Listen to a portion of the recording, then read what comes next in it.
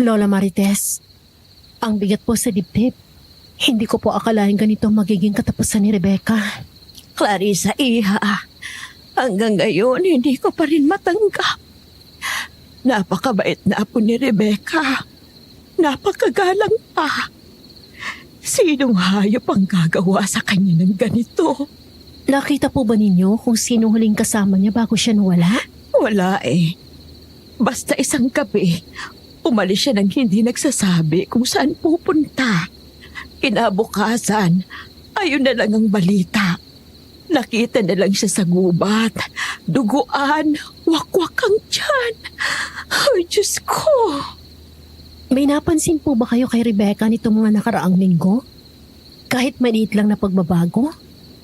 Marami akong napansin.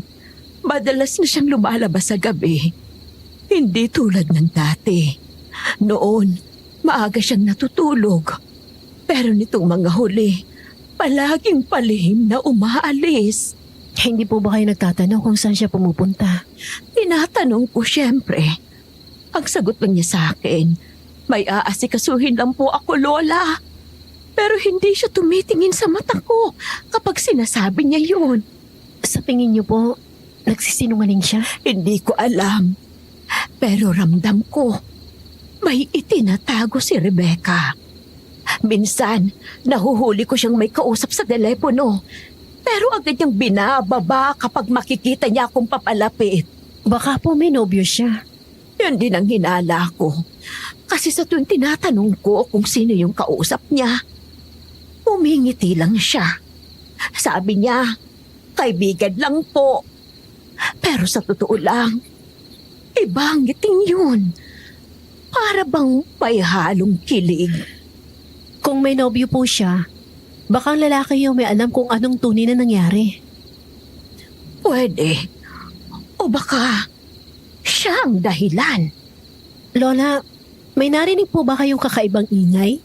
O may estranghero nakita sa paligid bago nangyari yon? Wala akong nakita. Pero may ilang gabi na parang may anino sa labas ng bahay. Akala ko'y pusa lang. Pero parang may taong nagmamasid. Hindi ko lang pinansin. Lola, importante po yan. Baka may nagmamanman na talaga sa kanya. Hindi ko akalaing totoo palang kutob ko. Akala ko masyado lang ako nag-iisip. Kailangan po nating malaman ang totoo. Hindi pwedeng manatiling misteryo ang lahat.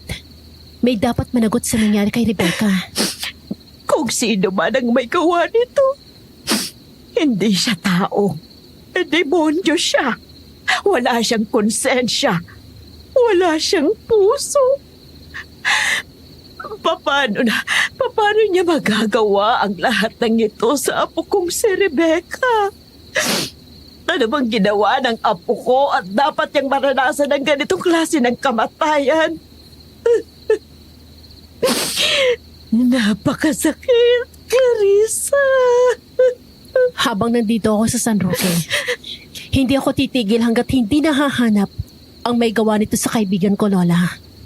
Hindi siya dapat mamatay ng gano'n na lang, nang walang hustisya. Maraming salamat, Clarissa.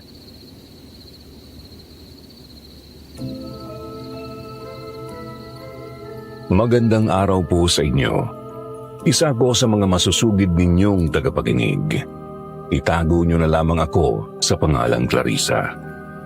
Nangyari ang kababalaghang ito noong dekada 90. Ako po ay 38 gulang na noon, ngunit wala pa ring anak at asawa. Isa akong investigative journalist sa Maynila. Ngunit isang araw, kinailangan kong umuwi sa probinsya namin sa Santa Teresita dahil sa misteryosong pagkamatay ng aking best friend na si Rebecca. Akala ko ay yun na ang katapusan ng lahat. Pero simula pa lang pala ito ng mas malalim na problema.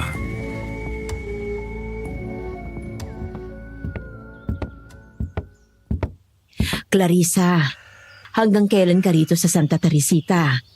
Babalik ka na ba sa Maynila sa linggo? Hindi pa po, Ma. May kailangan pa akong alamin. Hindi ako aalis hanggat hindi ko nalalaman kung sino pumatay kay Rebecca. Anak naman, ipaubaya mo nila sa mga pulis. Trabaho nila yan eh. Ma, hindi ko kayang iwan na lang ang kaso sa iba. Isa akong investigative journalist. Ilang skandalo na sa Maynilang nabunyag ko, mga politiko, mga korporasyon. Kaya pa ba ako titigil lalo pat best friend ko ang naging biktima ng kalunos-lunos na krimen? Alam ko. Pero ilang beses ka na rin muntik mapahamak dahil sa katigasan ng ulo mo. Naalala mo ba yung huling kaso mo? Hinabol ka pa ng sasakyan sa EDSA. Tita Clarissa, 38 ka na. Baka naman gusto mo munang mag-asawa bago ka magpatuloy sa pagresolba ng mga kaso. Alam niyo naman na mahal kong ginagawa ko, Irene. At isa pa, wala akong panahon sa mga ganyang bagay. Masaya ako kahit wala akong nobyo. Ikaw ba, Irene? Kumusta na kayo ni Domeng? Kailan kayo magpapakasal?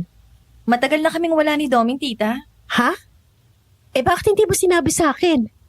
Akala ko nung huli nating usap sa telepono, binanggit mo magpapakasal na kayo. Yun din ang akala ko bago ko nalaman na may ibang nobya palang hayop na yun. Hay, yan ang sinasabi ko sa'yo, Irene. Maging maingat ka sa pagpili ng lalaki. Panglimang nobyo mo na yan si Domeng. Tigilan mo na nga yung kakasermon mo kay Irene, Clarissa. 28 pa lang yung pamangkin mo kaya makakahanap pa yan ng iba. Ikaw, kailan mo ba talaga balak mag-asawa? Mukhang hindi na ako makakakita ng apo sa'yo.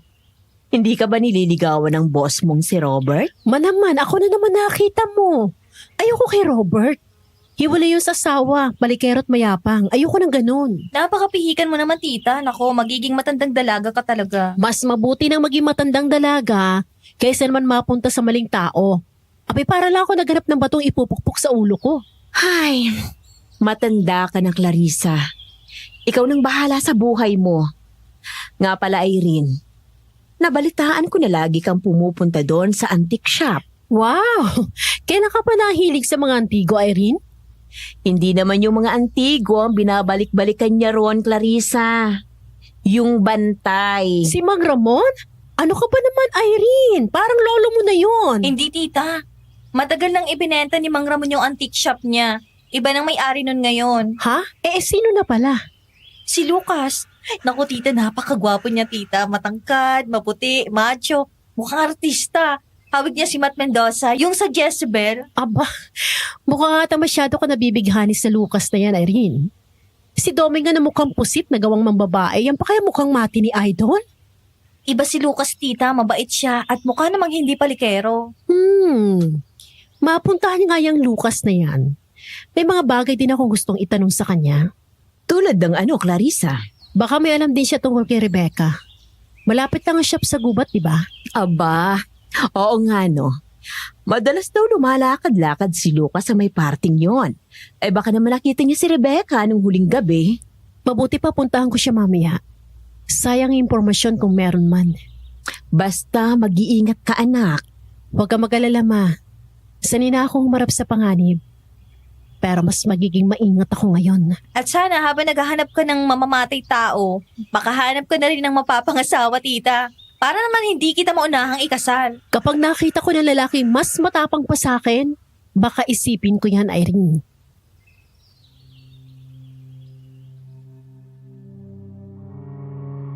Gusto kong makilala ang bagong bantay sa antique shop. Hindi lang dahil sa nais kong magtanong patungkol sa nangyari kay Rebecca, ngunit para mas kilalanin pa ito, alang-alang sa pamangkin kong si Irene.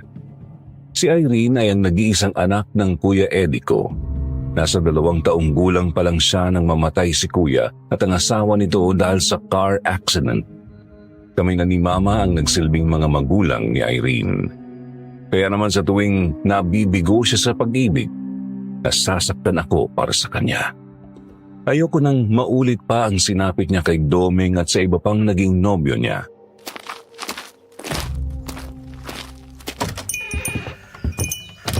Tita Clarissa, ayun siya oh.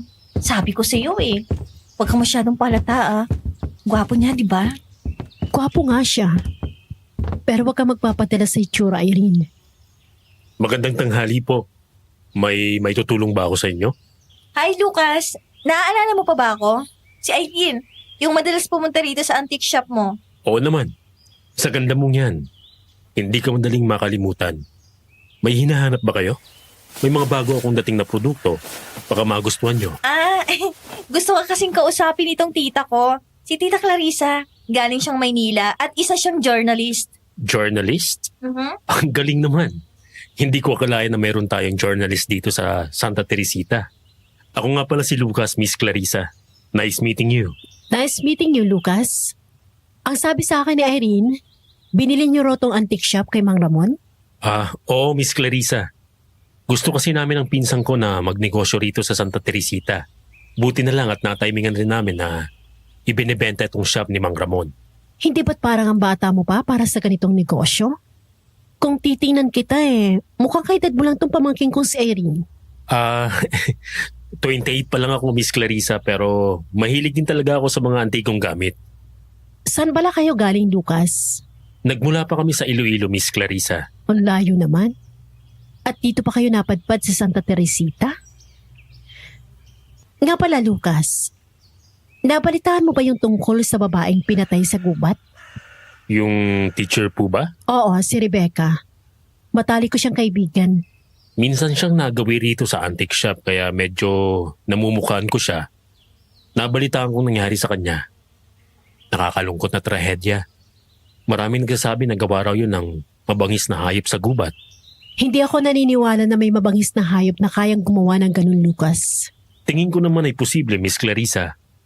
May mga malalaking ahas na namamahay dyan sa gubat. Minsan nga, pumupunta pa rito sa shop. Kahit gano'n pa kalaki ang sawa, hindi gano'n ang paraan ng pagpatay nito. Wakwak lang siya ni Rebecca nang matagpuan siya. Nakasisigurado akong tao ang may gawa nun sa kanya. Pero sino namang tao ang makakagawa ng ganon kay Ma'am Rebecca? Mukha siyang mabait at magiliw. Kung sino mang may gawa nun, sigurado akong sagad hanggang buto ang kasamaan niya. Nga pala, wala ka bang ingay na narinig nung gabi bago natagpuan ang bangkay ng kaibigan ko? Wala, Miss Clarissa Maaga akong nagsasara ng antique shop. Kadalasan naman pag sumapit ng alas 5, halos wala na rin pumupunta rito Kung may maalala kang kahit ano impormasyon patungkol sa nangyari kay Rebecca, pagbigay alam mo agad sa akin. Oo, Miss Clarissa. Nandito na rin kayo ng pamangkin mo. Baka gusto mong tingnan yung mga antigo na binibenta namin dito. Oo nga, tita. Malay mo, baka may gusto kang bilhin dyan. Sige. Interesado din naman ako sa mga lumang bagay. Tita, tingnan mo tong salamin, no? Maganda tong ilagay sa bahay natin. Teka, Irene, wala ka bang napapansin? Ba't parang walang refleksyon ni Lucas sa salamin? Oo nga, no? Baka naman dahil napakaluma na ng salamin na yan. Pero nandito naman ang refleksyon nating dalawa. Sa kanya lang wala. Siguro dahil sa malayo siya. Tumingin na lang tayo ng ibang mga antigo, tita. Sira na ata yan Sayang naman, ang ganda sana. Sige.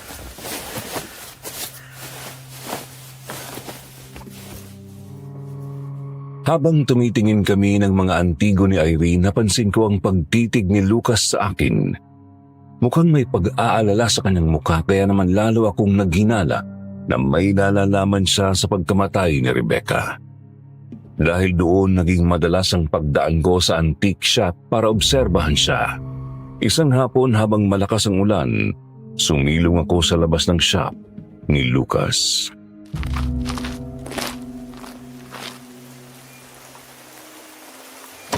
Miss Clarissa, pumasok ka rito sa loob. Baka mabasa ka dyan sa labas. Madilim pa ang langit. Tingin ko, matatagalan pa bago huminto ang ulan. Salamat, Lucas. Saan ka pala galing? Pagdadapit hapon na. Dumala ako sa palengke. May mga piniling rekado para sa sinigang. Nautusan lang ni Mama. Aba, bakit hindi na lang si Irene ang bumili? Natutulog pa kasi Kaya di ko na siya ginambala. Nga pala, ba't hindi ka pa nagsasara ng shop mo? Alas 5 na. Pinapatila ko lang ang ulan. Maya-maya, isasara ko na rin to, Miss Clarissa. Maaari ba ako magtanong? Clarissa na lang itawag mo sa akin, Lucas. Masyado namang formal kung may miss pa. Clarissa, may itatanong sana ako sa'yo. Ano ba yun? Hindi ka pa ba nagkakanobyo simula dati? Ba't naman bigla ka nag-iinteresado sa buhay pag-ibig ko, Lucas? Gusto ko lang malaman. Sa tuwing nakikita kitang dumadaan dito sa shop, parati ka lang mag-isa. O kaya si Irene lang ang kasama mo. Ang totoo niyan, hindi pa ako nagkakanobyo kahit kailan. Bakit naman? Maganda ka, matalino, at mukhang mabuting tao. Kahit sinong lalaki, mabibighani sa'yo.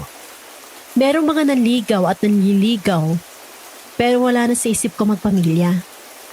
Mas gusto kong igugol ang panahon ko sa trabaho. Nandiyan naman si Irene at si Mama, sapat na sila sa akin. Hindi ba't mag-isa ka lang sa Maynila? Hindi ka ba nalulungkot doon? May mga pagkakataong nalulungkot ako. Di naman yung maiiwasan eh. Pero may mga kaibigan naman ako na kahit papano nakakausap ko. Nga pala, sana mga magulang mo, Lucas? Nasa Iloilo ba sila? Wala. Wala na ako mga magulang, Clarissa. Tanging ang pinsan ko na lang ang kasama ko sa buhay. Buti na lang. Nandiyan ang pinsan mo. Nasaan pala siya? Ba't hindi ko siya nakakita rito sa antique shop mo? Abala siya sa ibang mga bagay, Clarissa. Gusto mo bang ipagtimpla kita ng kape? Medyo nabasa ka ng ulan. Huwag ka na mag-abala, Lucas.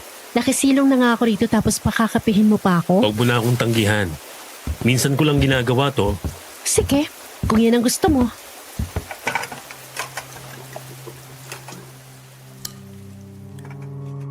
Unti-unting nawala ang pagdududa ko nang makausap ko si Lucas.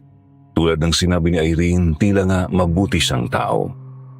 Ngunit may isang bagay akong napansin sa kanya.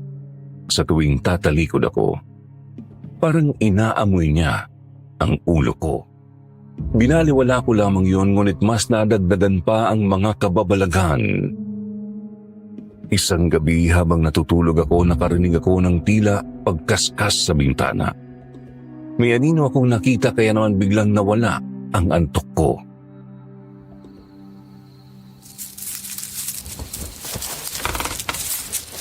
Sino yan? Tatawag ako ng tanod. Clarissa? Sino bang kausap mo, Iha? Lumabas ako ng kwarto ko para uminom ng tubig tapos narinig ko ang sigaw mo. Ma, may tao sa labas. May nakita ko anino. Tao? Baka naman anino lang ng punong nakita mo. Isinara ko ng mabuti ang gate natin bago ako natulog. Pagpahinga ka na. Ma, may nakaipit sa bintana ko. Teka lang, kukunin ko. Oh, ano ba yan, Iha? Puting rosas, ma. Pero, ba't parang may dugo? Sino namang maglalagay dyan ng puting rosas? At bakit may dugo pa? Hindi ko rin alam, ma. Nakakatakot naman to. Baka yung anino kanina. Baka siya naglagay nito sa bintana ko. Baka naman sumabit siya sa gate kaya may dugo yung rosas. Hindi ba nakakatakot yun, mama? Umakyat pa siya ng gate para lang mailagay ito sa bintana ko? Aba, mukhang may nabighani sa'yo rito sa Santa Teresita, anak. May pag-asa pa atang magkaapo ako sa'yo. Si mama talaga. Ganito na nga sitwasyon, nagbibiro pa. Matutulog na po ako, ma. O sige, Iha. Bukas na natin alamin kung sino yung secret admirer mo.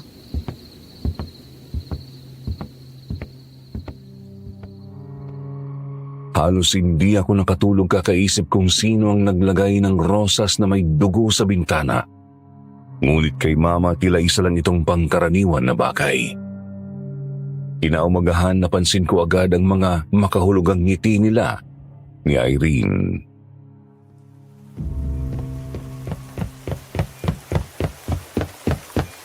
Tita ha, meron ka palang secret admirer. Ma, ano na naman kunento mo dito kay Erin? Siyempre, yung may naglagay ng puting rosa sa bintana mo.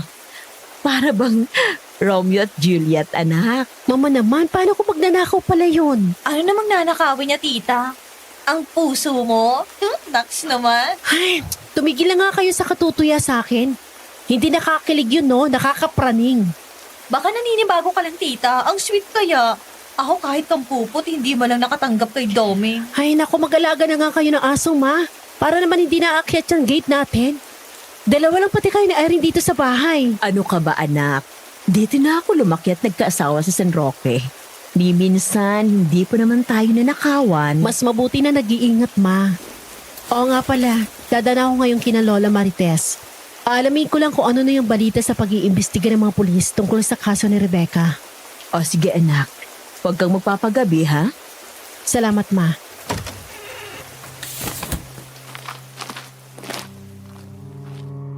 Maaga pa akong pumunta sa bahay nila Lola Marites.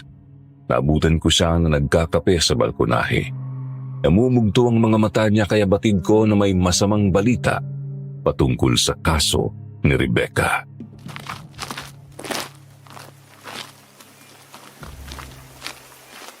Oh, Lola Marites.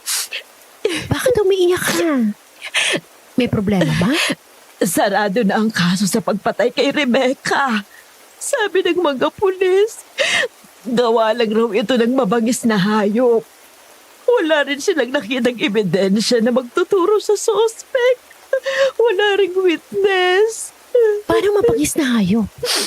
Sa sitwasyon ng katawan ni Rebecca, may isip lang makakagawa sa kanya nun.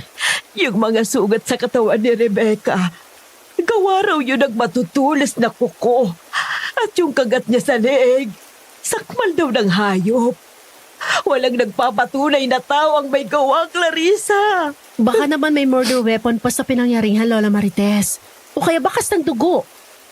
Ang hirap humanap ng ebidensya, lalo pat patuloy ang pag-ulan. Kung may bakas nga ng dugo, baka nawala na rin yun.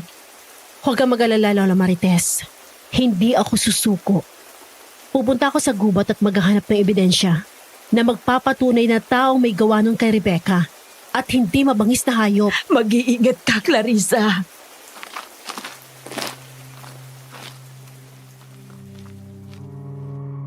Si Rebecca ang pinakamatalik kong kaibigan. Dahil sa pagiging abala ko sa trabaho, naging madalang ang pag-uusap namin. Isa yon sa mga bagay na lubos kong pinagsisisihan. Kung binigyan ko lang sana siya ng sapat na oras, napaalalahanan ko siyang huwag magtitiwala kung kani-kanino. Natural lang pagiging mabait kay Rebecca. Hindi siya nagdadalawang isip na tumulong sa mga nangangailangan, kaya naman napakasakit ng sinapit niya. Nung nawala siya, sinumpa ko na makakamit ang hustisya para sa kanya. Kinahaponan, pumunta ako sa gubat upang mangalap ng ebidensya na magpapatunay na tao ang may gawa noon kay Rebecca at hindi mabangis na hayop.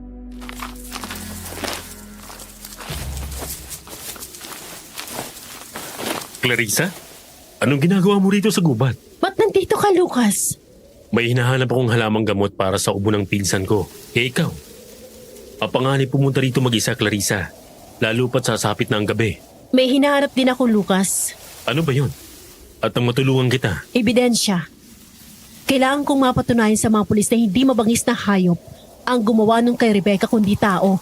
Clarissa, baka tama naman sila. Hindi. Sabi sa akin ni Lola Marites na maaari may nobyo si Rebecca. Sigurado ako siya may gawa nun sa kaibigan ko. Wala kang mahahanap rito, Clarissa, kundi panganib. Mas makakabuti kung umuwi ka na. Tanggapin mo na lang ang nangyari sa kanya at mamuhay ng payapa. Hindi ganun kadali yun, Lucas. Hindi kaya ng konsensya ko na pabayaan na lang na walang hustisya ang pagkamatay ni Rebecca. Tutulungan kita, Clarissa. Pero sa ngayon, mas makakabuti kung uuwi ka na. Kung totoo nga na taong may gawa, maaaring nandito pa rin siya sa paligid. Teka, paano yung palad mo? Ba't may sugat yan? Sa pagbubuhat ito ng antigong salamin kanina. Lucas, naririnig mo ba? Parang kumakaluskos dun banda. Halika, punta natin. Clarissa, wag na.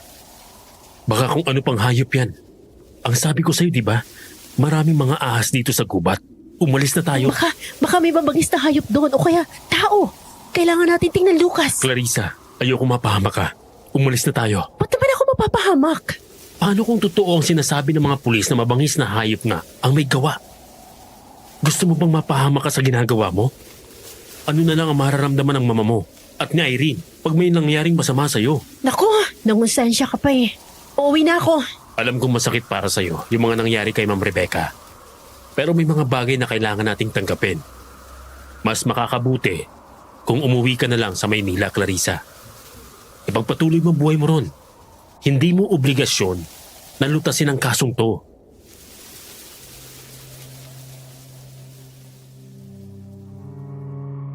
Dahil sa mga sinabi ni Lucas, may parte sa akin na gusto na lamang tanggapin ang nangyari. Kahit si Lola Marites ay tila sumuko na rin sa paghahanap ng katotohanan. Wala kaming witness, ni ebidensya, wala. May isa pang bagay na ikinababagabag ko. Gabi-gabi ay may nag-iiwan ng puting rosas sa bintana at palagi itong may bahid ng dugo.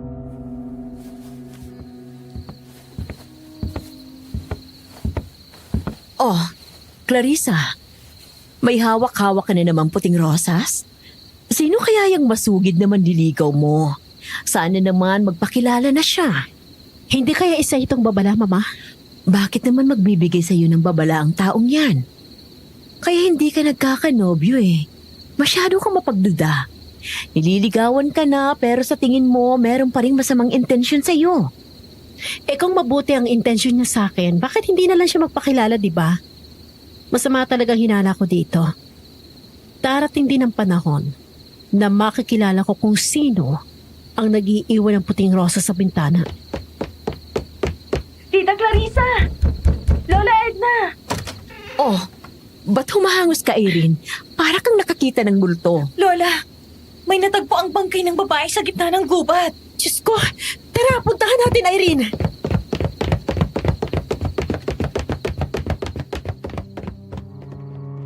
Agad namang pinuntahan ni Irene ang lugar kung saan natagpuan ang bangkay ng babae.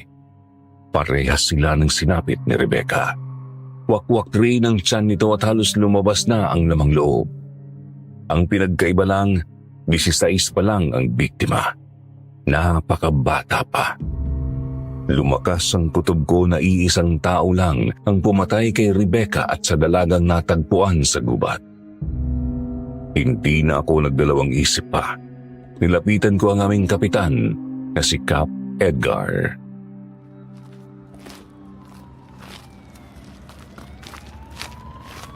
Kap, may lead na po ba ang pulis kung sino may gawa nito? May napansin po ba silang kakaiba sa paligid? Sa ngayon ay wala pa rin, Clarissa. Wala silang nakitang murder weapon sa mismong lugar. Ni isang bakas ng paa, wala rin. Wala rin palatandaan na pakikipagbunok. Ang sabi ng mga pulis, baka raw mabangis na hayop lang ang matake. Pero ewan ko, Mabangis na hayop? Parang ang hirap paniwalaan, Kap. Hindi ba't masyadong malinis ang mga sugat para sa atake ng hayop? yun nga din ang iniisip ko. Sa totoo lang, hindi ako kumbinsido. Malakas ang kutob ko na tao ang may gawa nito. Kung hindi man tao, baka isang nilalang na nagtatago sa dilim. Nilalang? Ibig niyong sabihin, aswang? Oo, Clarissa. Alam kong hindi ka maniniwala sa mga gano'n, pero matagal ko nang nararamdaman na hindi pangkaraniwan ang mga nangyayari dito sa Santa Teresita. Walang normal na tao ang may kakayanang sumakmal ng leeg ng tao. Tapos ay bubuksan niya pa ang tiyan. Pero Kap, kung aswang nga may gawa nito, bakit kayo lang ito nangyayari? Matagal na tayo nakatira dito. Tahimik naman ang baryo natin noon. Ngayon lang may ganitong krimen. Ibig sabihin, baka hindi talaga taga rito may gawa nito. Tama ka yan. Maaaring tayo. At meron na rin akong pinaghihinalaan. Clarissa, napapansin mo ba yung bagong may-ari ng antique shop? Si Lucas? Oo. Madalas ko siya makita, Kap. Magiliw naman siya sa mga customers niya pero di nga lang mahilig magkwento. Iniisip mo ba na may kinalaman siya sa lahat ng to? Hindi ko siya direktang inaakusahan pero napakabigla ng pagdating niya rito. Basta isang araw ay nandun na siya sa antique shop. Ang sabi, bininaro niya ang shop kay Mang Ramon. Yun din po ang sabi niya sa akin. Akala ko gusto na magpahinga ni Mang Ramon kaya naman ibinenta niya ng antique shop. Pero may napansin akong pagbabago kay Mang Ramon. Halos hindi siya makausap.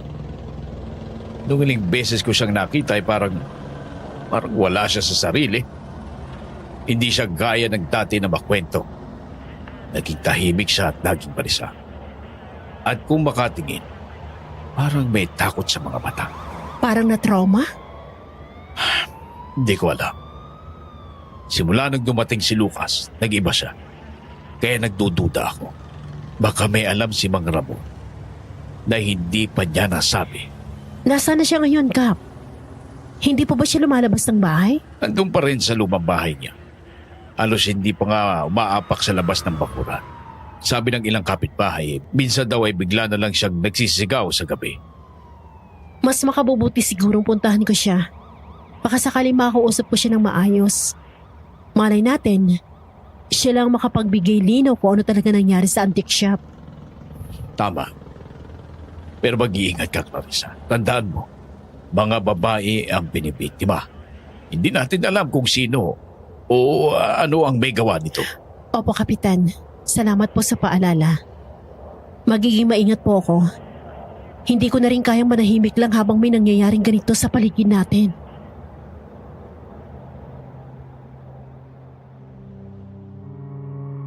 Bago pa ako nakarating sa bahay ni Mang Ramon, napadaan ako sa antique shop. Nakita ko si Lucas na namumutla at nanghihina. Kahit nag-aalangan ako, pinuntahan ko pa rin siya.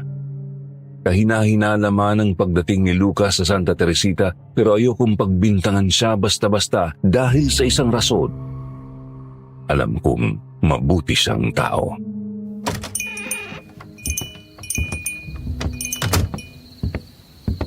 Lucas?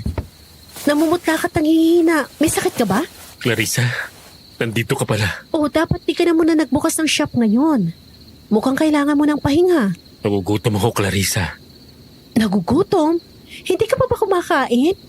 Gusto mo ba ibili kita ng pagkain sa palengke? Hindi na. Umalis ka na, Clarissa. Ano bang nangyayari sa'yo? Titingnan ko lang kung may lagnat ka. Ilalagay ko lang kamay ko sa noo mo para malaman kung mainit ka. Clarissa, wag. Ano ka ba, Lucas? Para malaman natin kung may lagnat ka o wala. Di ka naman mainit. Baka may nakain ka lang. Clarissa, ang kamay mo. Malambot. Mabango. Lucas, anong ginagawa mo sa kamay ko? Ba't mo inaamoy? Ang bangbango ng isang berhen. Lucas, masyadong mahigpit na ang pagkahawak mo sa kamay ko. Nasasaktan na ako. Ang bango. Lucas! Clarissa. Pasensya na. Umalis ka na. Sige na.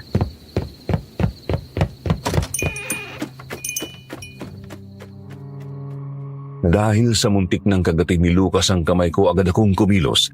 Hindi ko alam kung namamalikmata ba ako o dalalang ng kabako.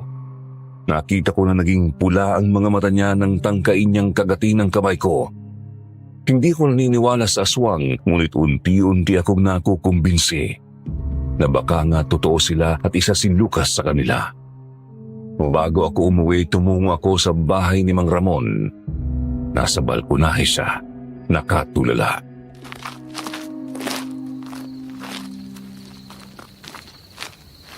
Magandang araw, Mang Ramon. Maaari ba kita makausap? Sino ka? Ako si Clarissa, anak ni Edna. Oo, natatandaan kita. Anong sadya mo sa akin? May gusto lang ako itanong tungkol sa antique shop Ayokong niyo. pag-usapan yan. Umalis ka na. Mang Ramon, may kailangan lang ako malaman patungkol kay Lucas. Bakit mo ibinenta ang antique shop mo sa kanya? Lucas? Sinong Lucas? Hindi ko kilala yon. Umalis ka na rito, bilis! Di ba't siyang pinagbentahan mo ng antique shop? Hindi ko ibinenta ang antique shop ko. Kinuha ito ng mga halimaw. Oo, halimaw. Halimaw nga. Mang Ramon, anong halimaw bang tinutukoy niyo? Kumakain sila ng tao. Paborito nila ang laman ng tao. Nakita ko sila nung gabing namatay si Rebecca. Anong ginawa nila, Mang Ramon? Anong ginawa nila kay Rebecca? Umalis ka na, bilis! Tumakbo ka na! Ikaw na ang susunod! Clarissa, ikaw na ang susunod nilang papatayin. Kaya umalis ka na! Alis na! Mang Ramon, buksan mo pinto! Anong nakita mo? Anong ginawa nila kay Rebecca?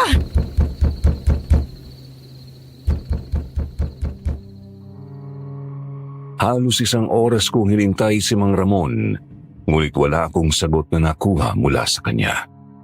Kitang-kita ko ang takot sa kanyang mukha. Pagka-uwi ko, hindi rin mawala sa isip ko si Lucas at ang tangkang pagkagat niya sa kamay ko. Hindi kaya totoo na mayroong aswang sa Santa Teresita at ito ay si Lucas? Inaumagahan, mayroon na naman kaming natanggap na isang masamang balita.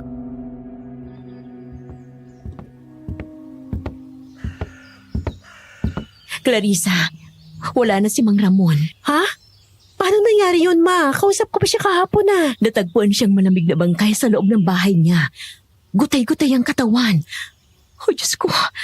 Ano bang nangyayari sa Santa Teresita? Sunod-sunod ng patayan. Nakasisiguro akong pumatay kay Mang Ramon. Yun din ang pumatay kay Rebecca. At sa dalaga natagpuan sa gubat. Sigurado may nalalaman si Mang Ramon kung sino suspect kaya naman pinatahimik siya. Clarissa naman, itigil mo ng pag-iimbestiga sa pagkamatay ni Rebecca. Baka sa susunod, ikaw naman ang mapahamak. Mas gugustuhin ko bang bumalik ka na lang sa Maynila kaysa naman may mangyari pang masama sa'yo. May kutob na ako eh. Kung sino may gawa ng lahat na ito, mama. Kailangan ko na lang ng matibay na ebidensya magtuturo sa kriminal. Makinig ka naman sa akin, anak. Wala nang kuya mo. Ikaw na lang at si Irene ang meron ako. Kung may mangyaring masama sa'yo, baka hindi ko kayanin. Ipinapangako ko sa iyo, mama. Iingatan kong sarili ko. Siya nga pala, nasan si Irene? Tulog pa ba siya? Ang sabi niya sa akin, pupunta siya sa antique shop. May ibibigay yata kay Lucas. Sa antique shop? Ay, hindi maaari. Ma, pupunta ako si Irene. Saglit lang.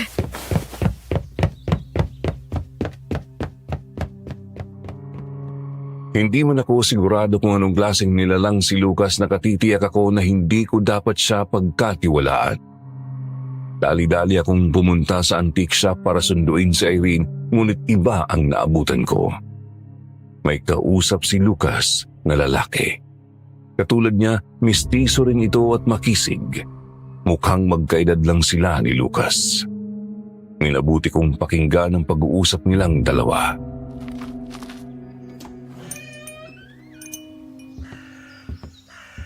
Sira ka talaga, Lucas! Mamamatay ka niyan sa ginagawa mo! Hindi mo ko katulad, Lance. Huwag ka nang magmalinis. Parehas lang tayo. Clarissa? Kanina ka pa ba dyan? Hindi, Lucas. Bago lang ako napadaan dito. Hinahanap ko lang si Irene. Sabi kasi ni Mama, pumunta daw siya dito. Aalis na ako. Teka lang, Bakit? ako nga pala si Lance. Pinsan ni Lucas. Madalas ka kasi niyang naikikwento sa akin. Ganun ba? Ikaw pala ang pinsan ni Lucas. Ako nga. Madalang kita makita dito sa shop.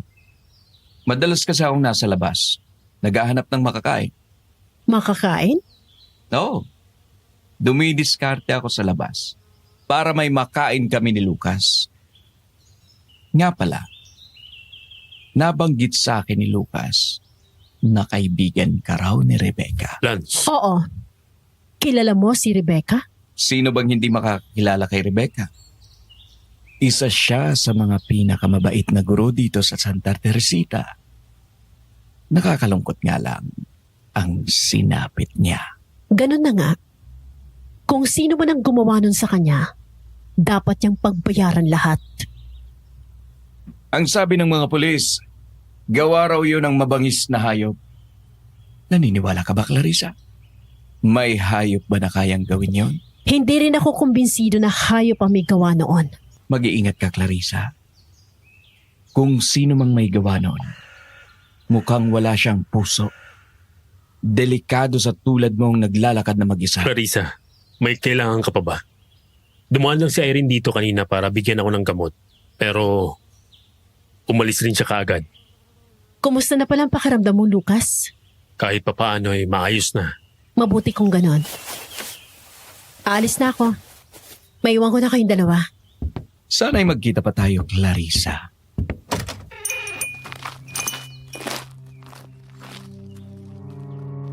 Nung paalis na ako, may tila kakaiba sa tingin sa akin ni Lance. Matatalim ang kanyang tingin, hindi tulad ni Lucas. Akala ko yun na ang huling pagkakataon na magkikita kami. Pero doon ako nagkamali.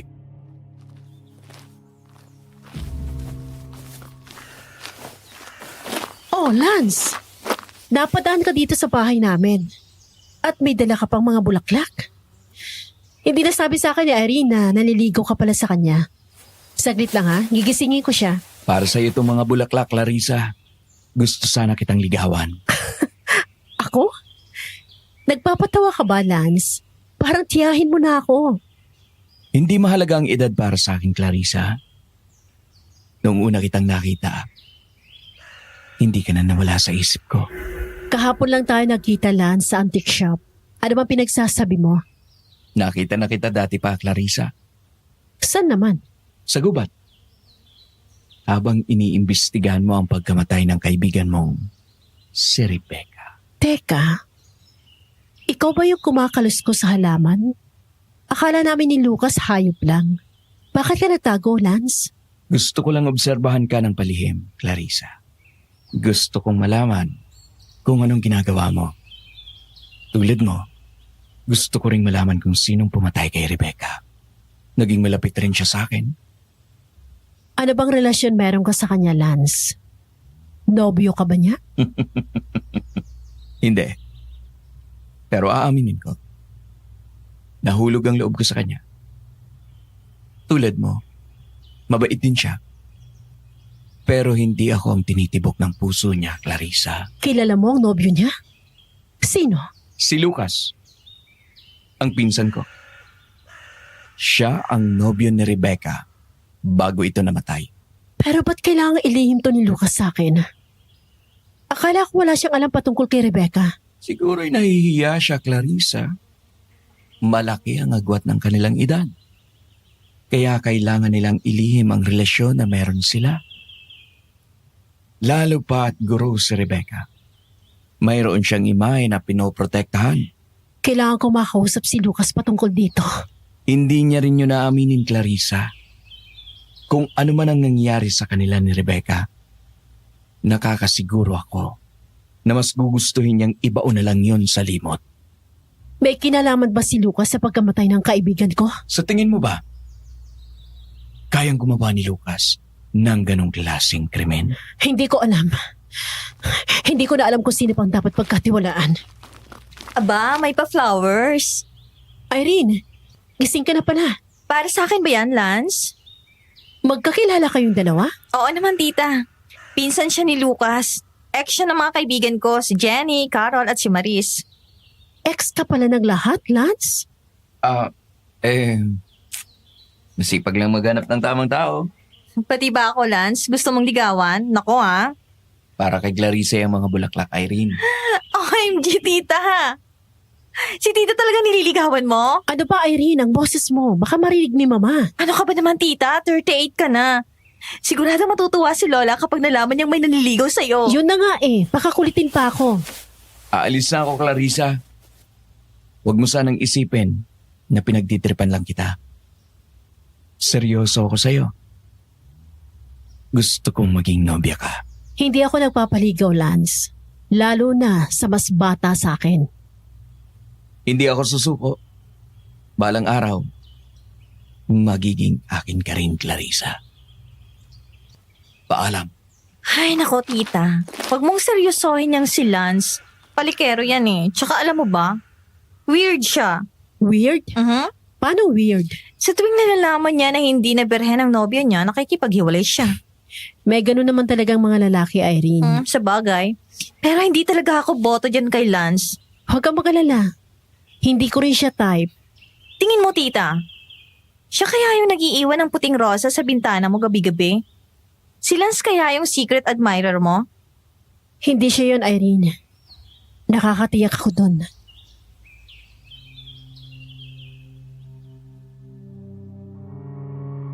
Napatingin ako sa mga bulaklak na ibinigay sa akin ni Lance. Mga pulang rosas.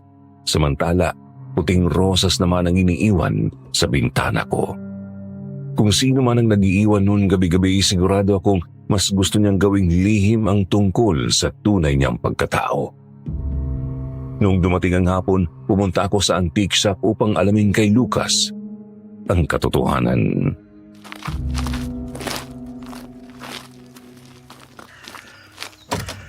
Napadaan ka, Clarissa. May gusto lang ako linawin, Lucas. Nililigawan ka ba ni Lance? Oo. Pero wala akong interes sa mga ganyang bagay. Matanda na ako. Wala na sa isip ko magpamilya pa. Makulit ang pinsan kong yan, Clarissa. Hindi siya titigil hanggat hindi niya nakukuha ang gusto niya. Sinabi ko na sa iyo, Lucas, hindi ako interesado kay Lance. Pumunta ako dito dahil may gusto akong malaman patungkol sa iyo. Ano yun? Totoo ba na ikaw yung nobyo ni Rebecca bago siya namatay, Lucas? Sinong nagsabi niyan sa'yo? Si Lance ba? Oo. Totoo ba yun? Nahulog ang loob ni Rebecca sa akin. Pero hindi ko siya niligawan, Clarissa. Isang malapit lang na kaibigan ang tingin ko sa kanya. Sigurado ka ba dyan? Oo. Kung iniisip mo na may kinalaman ako sa pagkamatay niya, sinasabi ko na kaagad sa'yo, hindi ko makakayang saktan si Rebecca. Sana nga totoo yung sinasabi mo, Lucas. Wala ka rin bang kinalaman sa pagkamatay ni Mang Ramon? Wala, Clarissa. Hindi ako titigil hanggat hindi ko nalalaman ang katotohanan, Lucas. Sa oras na malaman ko na ikaw ang pumatay sa kaibigan ko, pasensyahan na lang tayo. Nauunawaan ko, Clarissa. Isang bagay lang. Huwag mong paniniwalaan ang mga sinasabi ni Lance sa'yo. Hindi siya kasing buti tulad ng ipinapakita niya. Tatandaan ko yan, Lucas. May isang bagay lang din ako ipapakiusap sa'yo. Ano yun? Kung maaari lang, layuan mo si Irene. Gusto ka niya. Pero ayokong mapunta ang pamangking ko sa'yo, lalo pat hindi ko alam ang tunay mong pagkatao. Wala akong tiwala sa'yo, Lucas. Makakaasa ka, Clarissa. Wala naman akong masamang pakay kay Irene. May nagmamay-ari na ng puso ko. Si Rebecca ba? Hindi rin. Isang matapang na babae, pero may mabuting kalooban. Siya ang nagmamay-ari ng puso ko.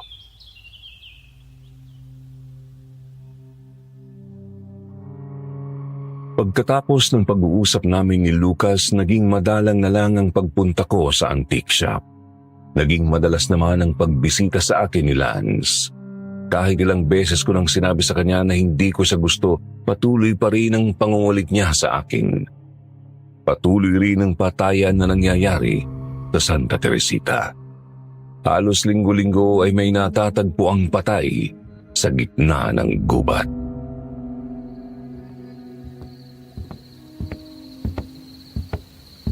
Irene, iwasan mo muna ang paglabas-labas ng bahay, ha? Hindi na ligtas dito sa Santa Teresita. Oo, tita. Hindi mo ba napapansin, tita? Babae ang binibiktima at karamihan sa kanila ay Beren. Berhen? Oo, tita. Si Mariel, Ana at si Nancy. Lahat sila hindi pa nagkaka-boyfriend. At alam mo bang nakakapagtaka, tita? Ano naman yun? Lahat sila naging nobya ni Lance. Sa tingin mo ba may kinalaman si Lance dito? Yan ang hinala ng mga tao rito sa Santa Teresita. Simula nang dumating sila rito ni Lucas.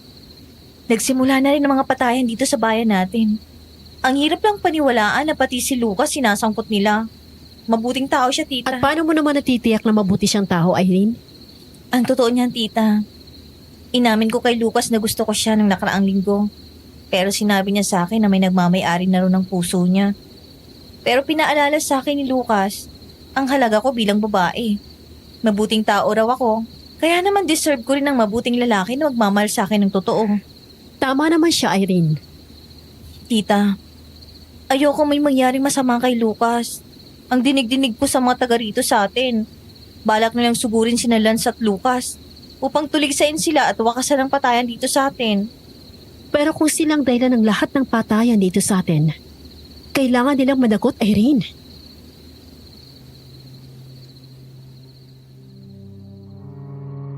Noong gabing yun ay hindi ako makatulog.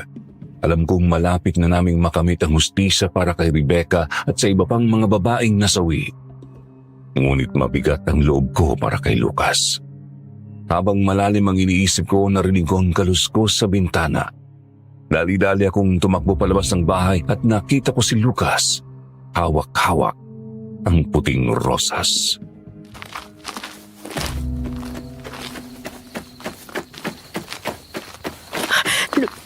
Lucas, ikaw ang nag-iiwan ng puting rosas sa bintana ko gabi-gabi. Oo, Clarissa. Pero bakit? Tanda yan ang isang pangako, Clarissa, Ano pangako?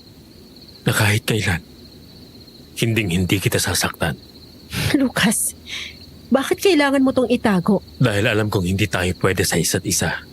Dahil ba sa agwat ng edad natin? Dahil 10 taon ang tanda ko sa'yo? Tignan mo ang itsura ko ngayon, Clarissa. Mukha bang 10 taon ang agwat mo sa akin? Bakit may mga puting buhok ka na? Ba't may mga kulubot ng noo mo? Parang unti-unti kang tumatanda, Lucas. Anong nangyayari sa'yo? Maiksi na lang ang buhay ko, Clarissa. Kaya naman gusto kong ipaalam sa'yo na mahal kita. Ang totoo, nagkagusto sa akin si Rebecca. Pero kahit kailan, hindi nahulog ang loob ko sa kanya. Ano ba talagang totoo, Lucas? Naguguluhan na ako eh. Hindi ako tao, Clarissa. Isa akong aswang. Aswang? Oo. Tulad ng alam mong patungkol sa aswang, kumakain din ako ng tao. Ang dugo ng isang berhen ang siyang susi para manatili ang bata kong anyo. Pero nung nakilala kita, tumigil ako sa pagkain ng tao. Tanging dugo at laman na lamang ng hayop ang kinakain ko. Pero hindi yun sapat para panatilihin akong bata. Tama ngang hinala ni Cap. Hindi tao may gawa ng lahat ng to, kundi aswang. Lucas, ikaw bang pumatay kay Rebecca? Hindi akong pumatay sa kanya, Clarissa. Pero nainom ko ang dugo niya. Paano? Makinig ka muna sa akin, Clarissa. Matagal nang gustong kainin ni Lance si Rebecca. Pero pinipigilan ko siya dahil alam kong mabuting tao si Rebecca. Ngunit isang gabi, umuwi siya ng bahay na may daladalang dugo ng birhen. Hindi ko alam na kay Rebecca yon. Patawarin mo ako, Clarissa. Hindi ko nagawang protektahan ng kaibigan mo laban kay Lance. Si Lance? Siya ang may gawa ng lahat ng ito? Oo, Clarissa. At ngayon, ikaw naman ang gusto niyang kainin. Gusto man kitang protektahan laban sa kanya pero baka hindi nakayanin pa ng katawan ko. Nanghihina na ako. Nawawala ng lakas ng katawan ko. Hindi ako papayag na magpatuloy pa to, Lucas. Clarissa, umalis ka na rito sa Santa Teresita. Hindi titigil si Lance hanggat hindi ka niya nakukuha. Hindi. Hindi ako pwedeng umalis hanggat hindi nakakamit ang hustisya sa pagkamatay ni Rebecca. Clarissa, hanggat nabubuhay ako, hinding-hindi na ako kakain pa ng tao. Ang puting rosas na may dugo ay simbolo ng pangako ko sa'yo. Mahal kita, Clarissa. Kahit alam kong hindi pwede, ikaw lang ang magmamay-ari nitong puso ko. Lucas.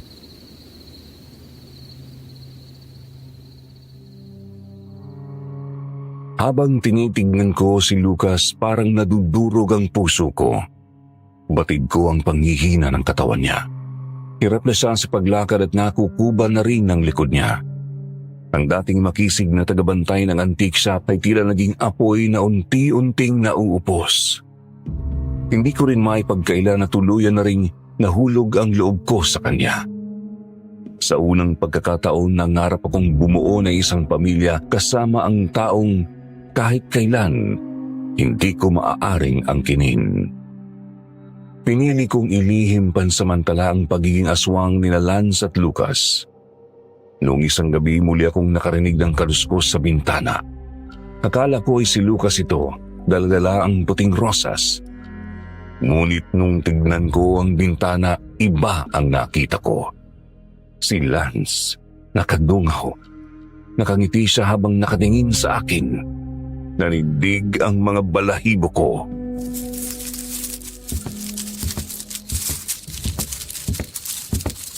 Clarissa, buksan mo ang bintana. Mag-usap tayo.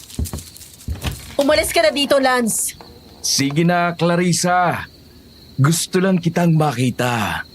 Maamoy. Nananabik ako sa'yo. Umalis ka na kung hindi tatawag ako ng mga tanod. Ang tagal-tagal na kitang sinusuyo. Pero hanggang ngayon, hindi mo pa rin ako sinasagot. Pakipot ka pang matanda ka. Parehas lang kayo ng kaibigan mong si Rebecca. Kahit kailan, Hindi kita magugustuhan, Lance! Akala mo ba hindi ko alam na may gusto ka kay Lucas? Pansin ko kung paano mo siya titigan, Clarissa. Pero wala na ang Lucas na kinagigiliwan ng lahat. Unti-unti na siyang nabubulok. Umalis ka na! Hindi ako titigil! Hanggat hindi ka nagiging aking Clarissa. Pagsisisihan mo na umuwi ka pa rito sa Santa Teresita at nag-cruise ang landas nating dalawa.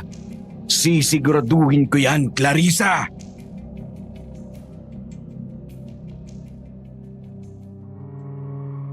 Dahil sa pagbabanta ni Lance, naging determinado ako na sabihin kay Cap ang tungkol sa tunay niyang pagkatao. Pero bago ko pa magawa iyon, nabunyag na ang lihim ni Lance at Lucas. Isang hapon mayroong bagong balita ang nakarating sa amin.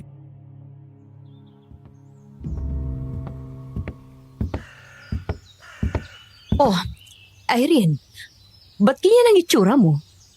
Lola, may muntik na namang mabiktima kagabi sa gubat pero nakatakas siya. Halos hindi makapagsalita yung babae sa takot. Ano? Saan mo nalaman yan? Anong nangyari? May tumakbo papuntang barangay hall kaninang madaling araw. Basang-basa siya ng pawis, may gasgas sa braso. At nanginginig habang nagkikwento. Ang sabi niya si Lance daw ang umatake sa kanya. Si Lance? Oo, tita. Kilalang kilala raw niya mukha. Pero yung itsura ni Lance nag-iba raw. Bigla raw itong naging parang hayop. Lumabas ang matutulis ng ngipin, namulang mga mata, at yung dila parang ahas na humahaba at sumayad sa lupa. Oh, Diyos ko. Ibig sabihin, aswang si Lance. Ganun na nga, Lola.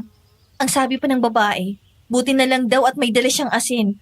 Nang masabuyan niya ito, napasigaw daw sila sa sakit at biglang tumakbo palayo. Ay nako, kaya pala simula't simula pa lang, may nararamdaman na akong kakaiba sa taong yun. Sa tuwing titingin siya sa'yo, Clarissa, parang gusto ko niyang lamunin. Akala ko ba ganun lang talaga siya? Hindi ko akalaing halimaw pala talaga. Irene, ano raw ang balak gawin ng mga tao? Galit na galit ang mga taga-barangay, tita. Wala na silang balak makipag-usap. Ang plano nila, sunugin ang antique shop ngayong gabi. Papatayin nila si Lance at si Lucas, isasama rin. Ha?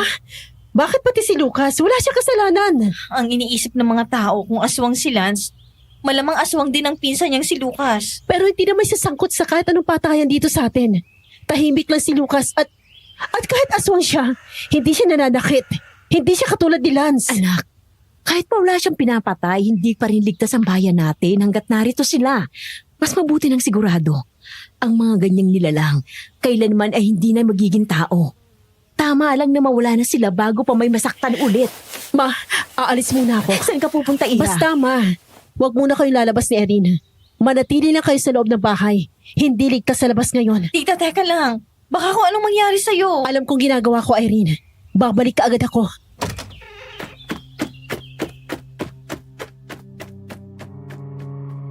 Tunay ngang gusto kong managot si Lance dahil sa mga ginawa niya, lalong-lalo na kay Rebecca. Ngunit ayokong may mangyaring masama kay Lucas. Pinilit niyang maging mabuti alang-alang sa akin. Agad ko siyang pinuntahan sa antique shop para sabihin sa kanya ang plano ng mga taga Santa Teresita. Ngunit wala siya roon. Kaya naman tumungo ako sa gubat, umaasa na makikita ko siya.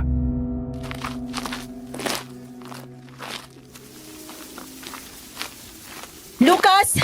Kailangan kita makausap! Lucas, ikaw ba yan? Clarissa, Lance! Ano ginagawa mo dito? naghahanap ng makakain. Nasaan na si Lucas? Kailangan ko siya makausap. Nandun siya sa bahay, Clarissa. Masyado nang mahina si Lucas para makapaglakad pa. Kailangan ko siyang puntahan. Para ano? Para ipagtapat sa kanyang nararamdaman mo? Huli na ang lahat para sa kanya, Clarissa. Yan ang napala niya. Dahil pinili niyang magmahal ng tao. Hindi mo siya katulad, Lance. Ipinagtapat na ba sa'yo ni Lucas kung ano ang tunay naming pagkatao, Clarissa? Tinalikuran niya ang pagiging aswang dahil sa'yo. Mas gugustuhin niya pang mamatay kesa may masaktan siya. Pero hindi niya ako katulad, Clarissa. Kakain ako ng tao para humaba pang buhay ko. Hindi ako mag-aatubiling pumatay ng isang berhen para mapanatili ang kakisigan at lakas ko. Hindi nga talaga kami magkatulad. Dahil tanga siya! Anong nangyayari sa itsura mo, Lance? Hindi na kita papakawalan pa, Clarissa. Kakainin na kita! Itigil mo yan, Lance! Huwag na huwag mong sasaktan si Clarissa! Ano magiging laban mo sa akin, Lucas? Mahina ka na! Hindi ko papayagang masaktan mo siya.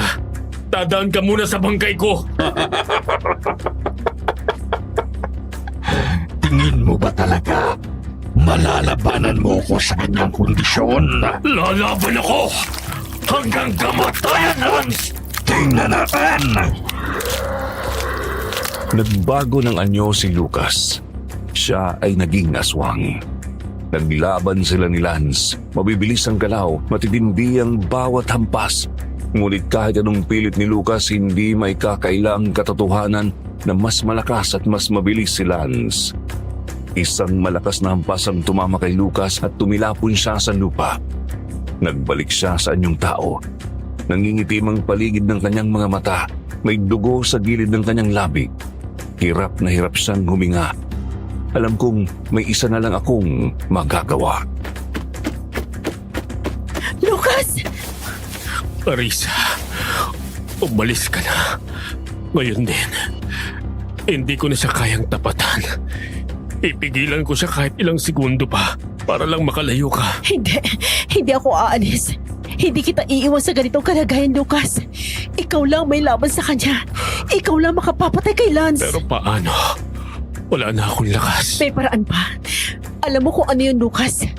Kagatin mo ako. Sipsipin mo ang dugo ko. Alam mo makakabawi ka ng lakas mo kapag ginawa mo yun. Hindi ko gagawin yon. Ayokong tumating sa puntong masaktan kita. Nangako ako ay hindi kita sasaktan. Ano man ang mangyari. Ito lang ang tanging paraan para matapos ang lahat ng ito.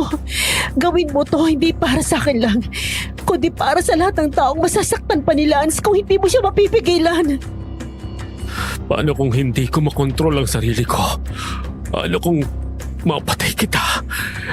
Hindi ko kayang dalhin ang bigat ng pagkawala mo dahil sa kamay ko, Clarissa. May tiwala ako sa iyo, Lucas.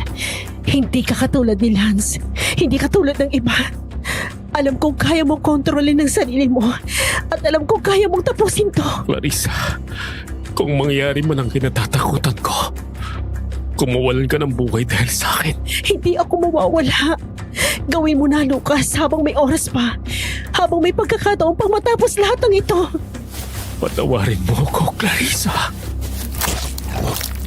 Naramdaman ko ang matulis at malamig na pangil ni Lucas na dahang-dahang gumaon sa balikat ko. Napasigaw ako. Hindi ko na napigilan. Ramdam ko ang paninikip ng katawan ko at halos maitulak ko na siya palayo sa sobrang sakit. Pero tiniis ko. Alam kong kailangan niya ito para mabuhay, para manalo. Hanggang sa unti-unti napansin kong tila nawawala siya sa sarili. Lumalalim ang hininga niya. Humihigpit ang hawak niya sa braso ko at sa isang iglap, natakot ako na baka tuluyan niya akong lamunin. Lucas, tama na. Clarissa! Diyos ko, muntik na kitang mapatay. Ayos na ako. Kaya ko to. Huwag mong intindihin ang sugat ko, Lucas. Ang mahalagay, nabawi mo ng lakas mo. Patayin mo na si Lance bago pa siya makasakit ulit.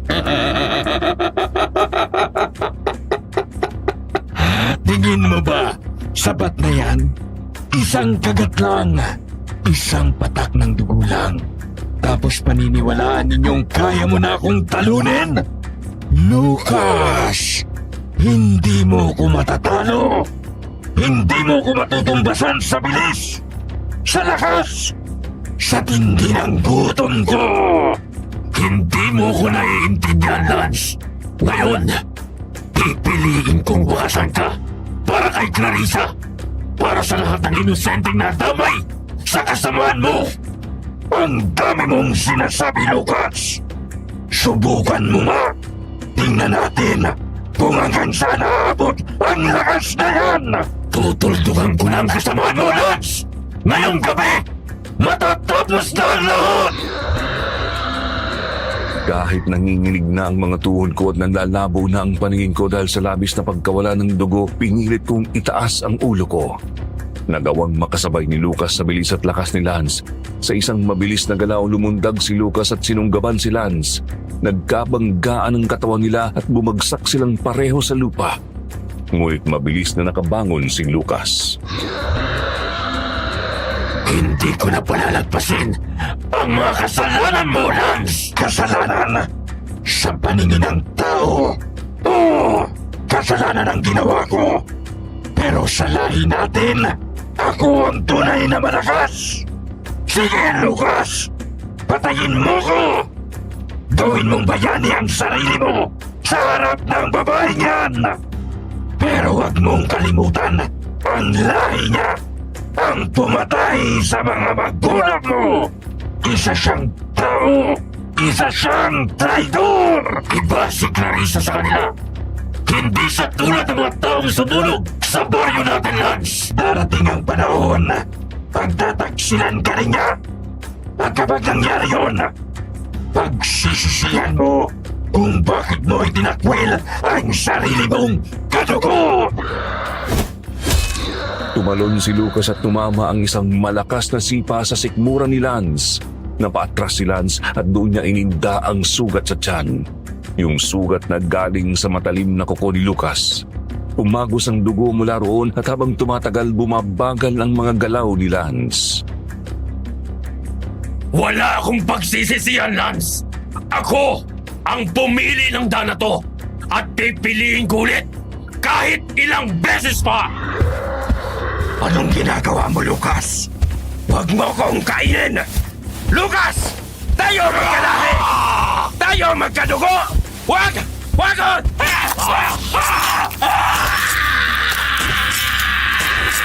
Paalam, Lance!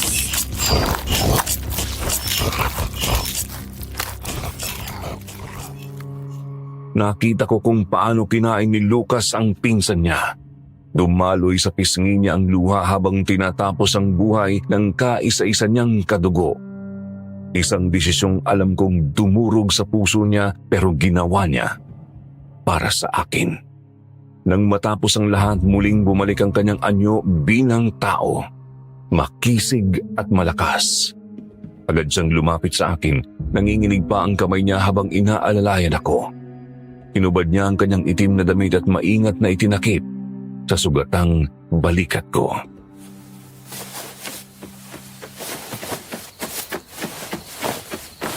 Clarissa, dadalhin kita sa ospital.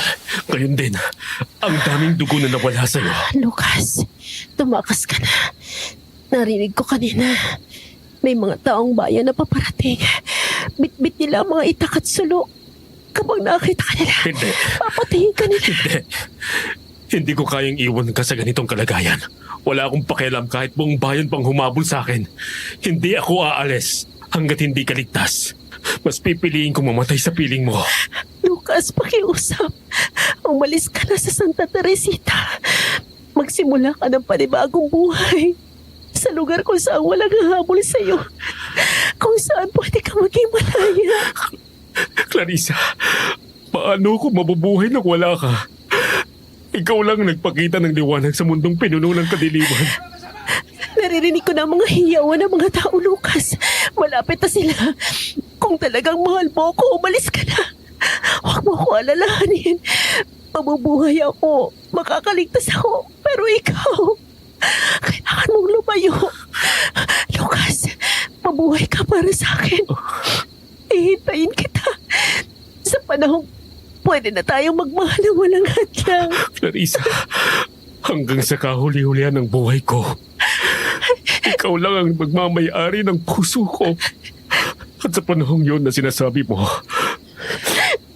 maghihintay ako kahit gaano pa yung katagal. Doon tayo mga kasama! Hanapin natin ito! Hanapin natin yung mga kasama! Hanapin nyo! Sabi nyo!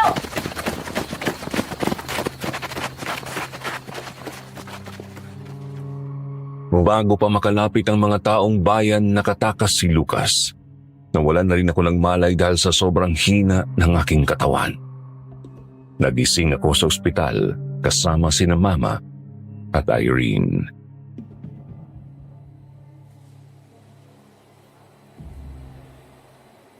Ay, salamat sa Diyos, Clarissa. Salamat at nagising ka na, anak ko. Akala ko mawawala ka na sa amin. Tita Clarissa, hindi mo alam kung gaano kami nag-alala sa'yo. Nang matagpuan ka ng mga taong bayan sa gubat, duguan ka at wala ng malay. Akala namin huli ng lahat. Si Lance bang may gawa niya sa balikat mo? Siya bang umatake sa'yo? Ayon sa mga nakakita, tatagpuan daw siyang wala ng buhay sa gitna ng gubat. Pinunit ang tiyan, puno ng sugat.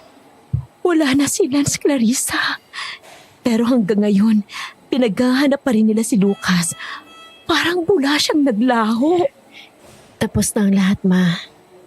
Tapos na ang panganib sa Santa Teresita. Nagbayad na sila sa lahat ng ginawa niya. Nagkaroon na ng katahimikan ng mga kaluluwang pinatay niya.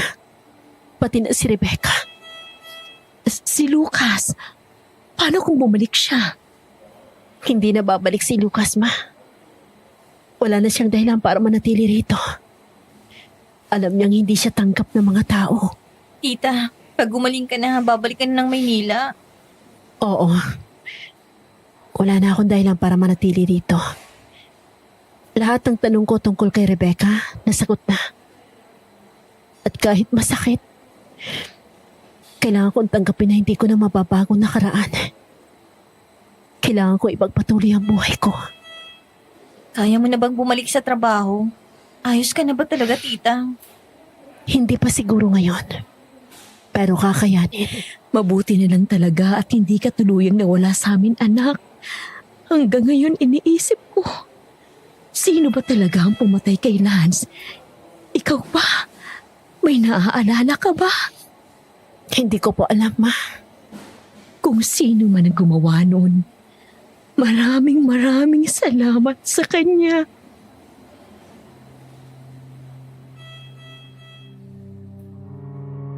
Pagkalipas ng ilang linggo, muling bumalik ang katahimikan sa buhay ko. Umuwi ako ng Maynila, dala ang alaala ng mga kaganapan sa Santa Teresita. Kahit bumalik ako sa dati kong mundo, hindi na rin ako ang dating Clarissa. At kahit anong pilit kong kalimutan si Lucas, hindi ko magawa. Ang naiwan na lang ay ang pilat sa aking balikat. Isang araw habang inaayos ko ang mga papel sa mesa ko, may napansin akong bagay na hindi ko inaasahan. Isang puting rosas. May bahid ng dugo sa gilid ng tanunot nito. Muli na namang kumabog ang puso ko. Agad akong lumabas ng opisina at pinungo ang maintenance room sa ibaba.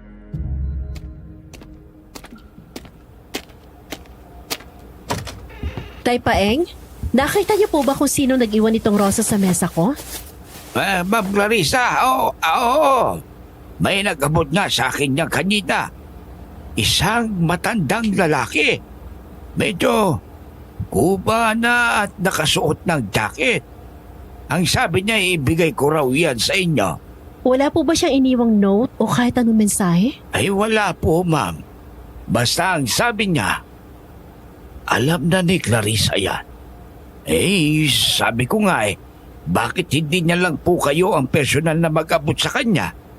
Pero, ngumiti lang siya. At pagtapos, lumakad palayo. Lucas.